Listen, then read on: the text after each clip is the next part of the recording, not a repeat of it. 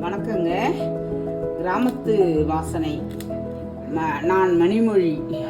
மீன் குழம்பு வைக்க போகிறோம். பாறை மீன், மஞ்சள் பாறை மீன் வாங்கிட்டு வந்திருக்கோம் கோவலன் கடல் கரையில்.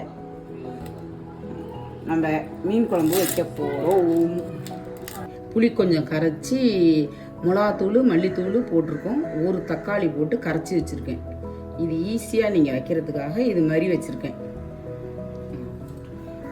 இந்த மீன் பாறை மீன் குழம்பு தான் வைக்க போகிறோம். பாறை மீன், கலந்த மீன், நீங்கள் என்ன மீன் வேணாலும் எடுத்துக்கலாம். தக்காளி 4, நான் 5-6 பேருக்கு வைக்க போகிறேன்.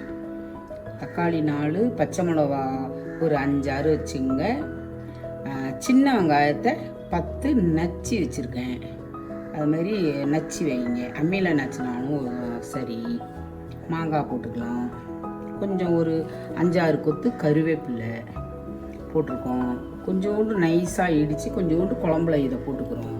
கரைச்ச குழம்புல கொஞ்சோண்டு வெங்காயம், சின்ன வெங்காயத்தை நச்சு சும்மா போட்டுக்கிறோம். நான் நல்லெண்ணெய் ஊற்றிக்கிறேன். நீங்கள் நல்லெண்ணெய் கொஞ்சம், கோல்டு வின்னர் கொஞ்சம் ஊற்றிக்கலாம். அளவாக ஊற்றிங்க. ஒரு 2 கரண்டி அளவு ஊற்றிங்க. நான் 5-6 பேருக்கு வைக்கணும், அதனால் 2 கரண்டி கரெக்டாக இருக்கும். கொஞ்சம் வெந்தயம் போட்டுங்க. இந்த மெத்தடு ஈஸியாக இருக்கும் உங்களுக்கு, இது மாதிரி செஞ்சிங்கன்னா. புளி கரைச்சி மிளகா மல்லித்தூள் போடும்போது கொஞ்சோண்டு வாயில் போட்டு பாருங்கள். புளியும் மிளகாத்தூளும் ஈக்குவலாக இருக்கணும். அது மாதிரி இப்போ உப்பு கரெக்டாக இருந்துச்சுன்னா மீன் குழம்பு சூப்பராக இருக்கும். வெந்தயம் போட்டுங்க ஒரு ஸ்பூன். வெந்தயத்தை கொஞ்சம் ப்ரௌன் கலர் வர வரையும் வதக்கிங்க. புதுசாக மீன் குழம்பு வைக்கிறவங்க இது ஈஸியாக வைக்கலாம்.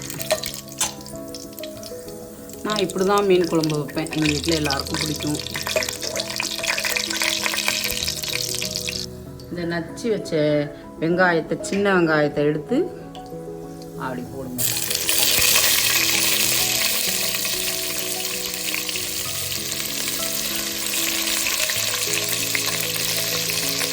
ஒரு நிமிஷம் வெயிட் பண்ணிக்கலாம். ஒரு நிமிஷம் நல்லா முருகலாகும். நல்லா வாசனையாக நல்லாயிருக்கும். இது மாதிரி மீன் குழம்பு வச்சிங்கன்னா நல்லா ஒரு நிமிஷம் 2 நிமிஷம் முறுக்க விடுங்க. நல்லா வெங்காயத்தை முறுக்கலாம். அதுக்காக தான் நச்சுட்டு போடுறது, அறியாமல். இது ஒரு சூப்பர் வாசனையாக இருக்கும். குழம்பே வாசனையாக இருக்கும்.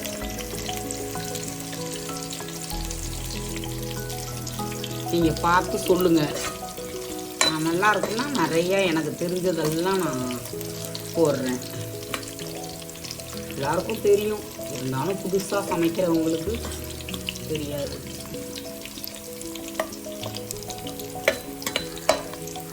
கொஞ்சம் ப்ரௌன் கலர் வந்ததும் தக்காளியை போட்டுங்க.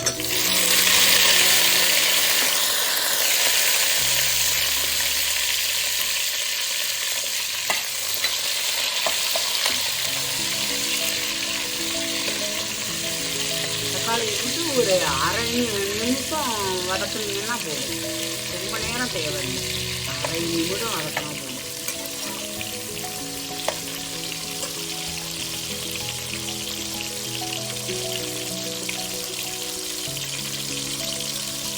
நான் 5-6 பேருக்கு வைக்கிறதுனால 5-6 பச்சை மிளகா போடுறேன்.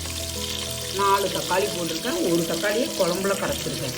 இதெல்லாம் கரெக்டாக ஈவனாக பண்ணிங்கன்னா சூப்பராக இருக்கும். பச்சை மிளகா நல்லா வாசனையாக நல்லாயிருக்கும் போட்டிங்கன்னா.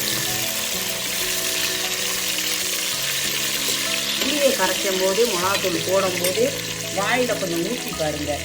புளி குறைஞ்சதுன்னா புளி தண்ணி கொஞ்சம் ஊற்றுங்க. மிளகா பொடி குறைஞ்சதுன்னா மிளகாப்பொடி கொஞ்சம் போடுங்க. உப்பு எல்லாம் கரெக்டாக இருக்கான்னு பார்த்துங்க கரைக்கும் போது. அதுதான் உங்களுக்கு ஈஸியாக நான் சொல்கிறேன்.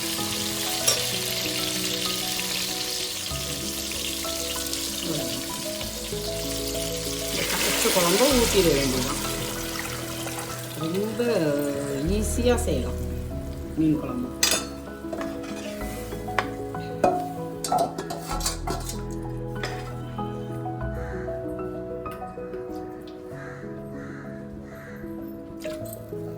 இப்படி கலந்து விட்டு கொஞ்சம் உப்பு உரப்பு புளிப்பெல்லாம் இருக்கான்னு பார்த்துங்க. இதெல்லாம் சொன்னாதான் சின்ன பிள்ளைங்களுக்கு தெரியும். கொஞ்சம் பெரியவங்களாம் இருக்கிறவங்க தெரிஞ்சுக்குவாங்க. புதுசாக சமைக்கிற பிள்ளைங்களுக்கு கஷ்டமாக இருக்கும். இது ஈஸியாக இருக்கும். இது மாதிரி குழம்பு கொதித்ததும் மீன் போடுவோம். கொதிக்க ஆரம்பிச்சிடணும். இது மாதிரி நல்லா கொதிக்க ஆரம்பித்ததும் ஒரு 3 நிமிஷம் கொதிச்சா போதும். தாளிச்சு விட்ட பிறகு கொதித்ததும் மீனை போட்டுடலாம்.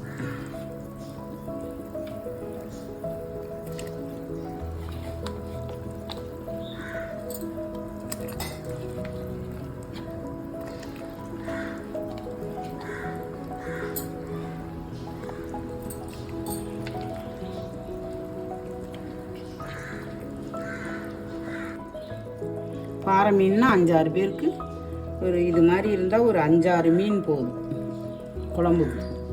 பாக்கியே வறுவல் வேணாலும் பண்ணிக்கலாம். வறுவல் ஒரு நாளைக்கு நான் போடுறேன் வீடியோ. இதெல்லாம் நல்லா இருக்குன்னு நீங்கள் கமெண்ட் பண்ணால் தொடர்ந்து போடுறேன். ஒரு நிமிஷம் கொதிச்சதும் நம்ம மாங்காயை போடுவோம். இது கொஞ்சம் பிஞ்சு மாங்காவாக இருக்குது. முத்தல் மாங்காயாக இருந்தால் மீனோடையே நீங்கள் போட்டுடலாம். இது கரைஞ்சி போயிருன்னு ஒரு செண்டு போடுறேன். நான் இது நான்ஸ்டிக்கில் தான் வச்சுருக்கேன். நாங்கள் பையன் வீட்டு வந்திருக்கோம் சென்னைக்கு. ஊருக்கு போகிறப்ப அங்கே போய் நான் உங்களுக்கு மண் சட்டியிலலாம் வச்சு எல்லாம் வைக்கிறேன் பாருங்கள். மண் சட்டியில் வச்சா நல்லது, நல்லாயிருக்கும். இதை விட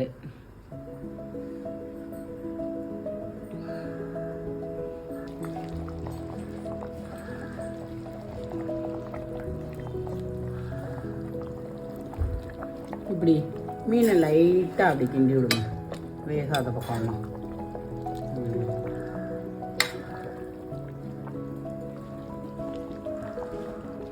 லைட்டாக கிண்டி விடுங்க.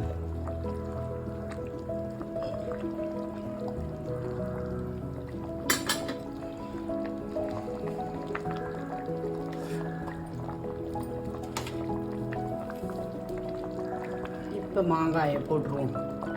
ஓரளவு மீன் வந்திருக்கும். மாங்காயை போட்டுருவோம். மீன் குழம்புக்கு மாங்காய் போட்டோம்னா சூப்பராக இருக்கும் அந்த குழம்பு. அதே ஒரு டேஸ்ட்டாக இருக்கும். அதுவும் நாட்டு மாங்காயாக இருந்தால் இன்னும் டேஸ்ட்டாக இருக்கும்.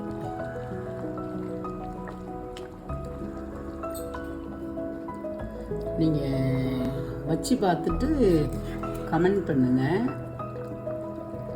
எந்த அளவு சொல்கிறீங்களோ அதுக்கு தகுந்த மாதிரி போடுறேன். நிறையா போடலான்னு இருக்கேன். ஒரு நிமிஷம் மூடி வைங்க.